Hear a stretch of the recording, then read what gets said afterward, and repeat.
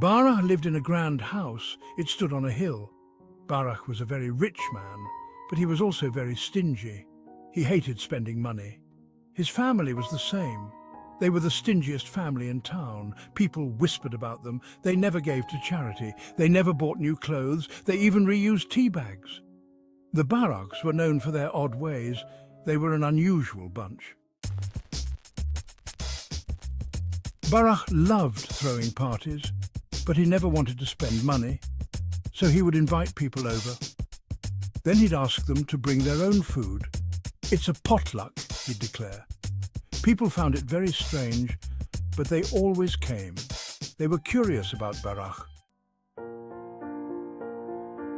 Mrs. Baragh was just as thrifty. She would walk to the market, even if it was raining. She refused to take a taxi. "It's a waste of money," she'd say. She would bargain for everything, from vegetables to shoelaces. Shopkeepers dreaded seeing her. They knew she'd drive a hard bargain. The Baragh children were no different. They would wear their clothes until they were threadbare. They would bring leftover scraps for lunch at school. Their classmates found it amusing. They would tease them, but the Baragh children never minded.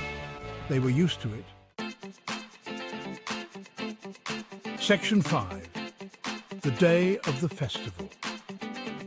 One day, there was a big festival in town. Everyone was excited. There were games and music. There were stalls selling delicious food. The Baraghs were there too. They had come to watch, not to spend money, of course. Section 6. Baragh's Unexpected Encounter. As Baragh was walking through the crowd, he saw a little girl. She was crying. She had lost her balloon. It had flown away. Baragh felt a pang in his heart. He had never felt this way before. He wanted to help. Section 7. A Change of Heart.